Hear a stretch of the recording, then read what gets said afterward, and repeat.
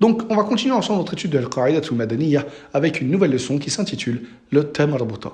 Qu'est-ce que le thème marbuta? Donc, c'est un ha avec deux petits points au-dessus qui se situe à la fin d'un mot et qui a un jugement particulier lorsque on va le lire et qu'on s'arrête dessus, ou bien on va le lire et qu'on va continuer notre phrase. D'accord? Donc, il y a une lecture différente en fonction de si on s'arrête sur ce mot-là, d'accord? Donc, on s'arrête sur le thème marbuta, ou bien on continue. Donc, pour faire très simple, et ensuite on va mettre en pratique avec des exemples, lorsque un mot se finit par un thème marbuta et que c'est pas le dernier mot de la phrase, d'accord? C'est-à-dire qu'après on va continuer encore, on va continuer à lire. Du coup, le thème marbuta, on le prononcera comme un t, tout simplement.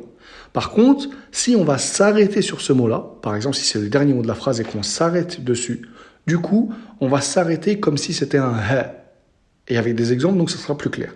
Donc à droite, on a la colonne où c'est écrit عند الوصل, c'est-à-dire lorsque on continue. D'accord? Lorsque on continue, on ne s'arrête pas sur ce mot-là. On dira par exemple عالية et ensuite on dit le mot suivant. Ou bien fi'atin. D'accord? Ici, le thème marbuta, on le prononce comme un t.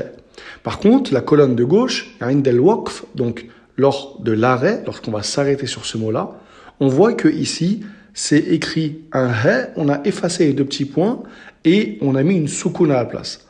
Ça, c'est pour comprendre, d'accord? On ne verra pas cette écriture-là lorsqu'on va lire. Mais ici, donc les deux petits points ont été effacés et ont été remplacés par une soukoun afin de comprendre la règle.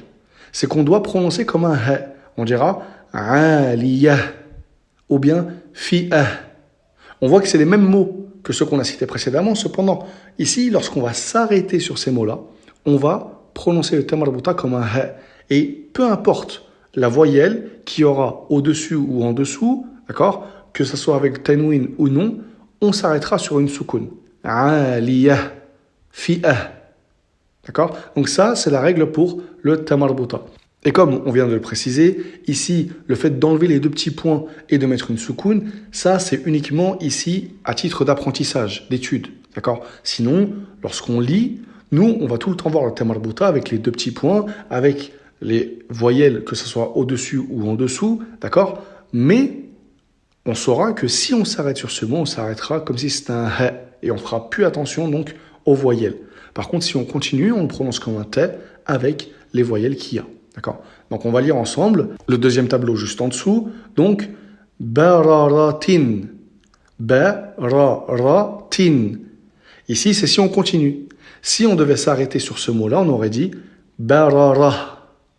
D'accord? Comme un ha. Le mot juste en dessous, rihlata. Rihlata. Et si on s'arrêtait dessus, on aurait dit rihla.